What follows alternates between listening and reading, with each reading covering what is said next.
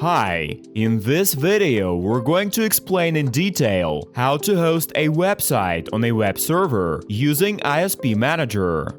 With ispmanager, the process of uploading your website to a server is pretty simple. The control panel lets you automatically fill in most of the fields. They can be adjusted anytime later. Step 1. Purchasing your domain. To provide users with access to your website, you need a domain.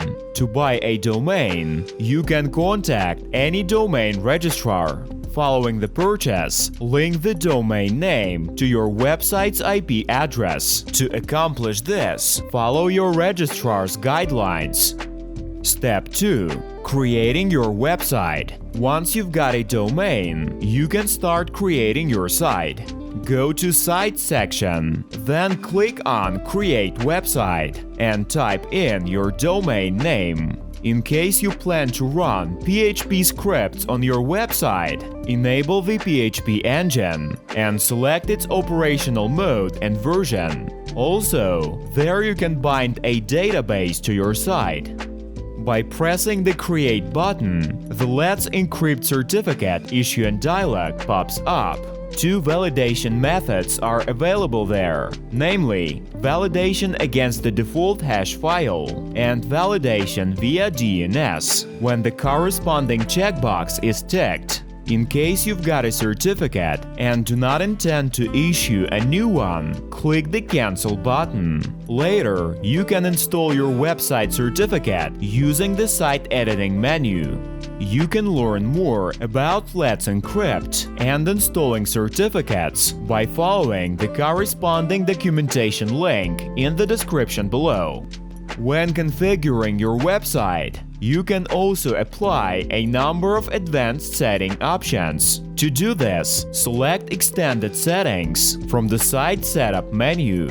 If you need a few domain names pointing to your website, please indicate them in aliases. There, you can also choose an IP address for your web resource in case your server maintains multiple IP addresses. If your server hosts a number of sites, you can also enable the default website option. As a result, all requests to an unregistered domain will be processed by this website. Furthermore, in Extended Settings, you can discover the optimization and DDoS protection options, the Auto Subdomains feature, a tool that automatically redirects HTTP requests to HTTPS, logging settings, to name but a few. You can learn more about the aforementioned features in the software documentation. Links to the relevant articles are posted in the description.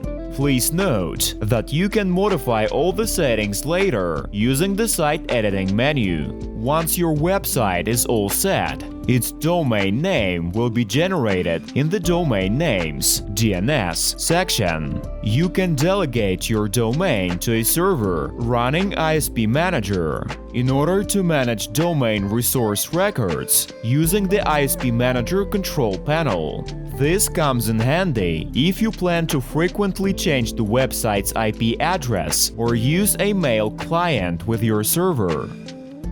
Step 3. Uploading your website files to the server. You can upload files to the server using a file manager or any client's FTP. To do this, select the Edit Website and click on the website files. Zip up the required files and upload them by pressing the Upload button. Specify whether you wish to upload a file from the local computer or by a link pointing to another server. Select the file and click on Upload. To unzip a file archive, select it and click Extract. In this field, you can indicate a subdirectory for extracting your archive that will be created in case it doesn't exist. Press OK.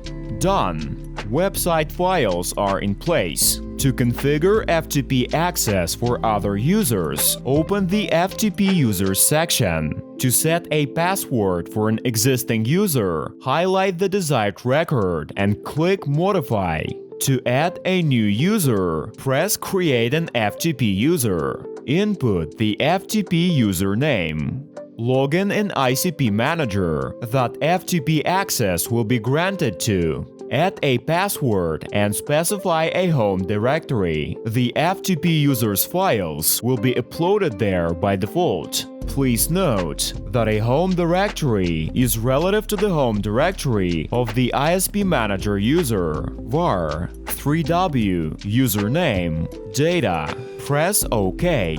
Open any FTP client such as FileZilla. To establish a connection, enter the IP address of your server along with the login and password that you have indicated in the previous step. Press the Quick Connect button. Check Always Accept Session Certificates, then click OK.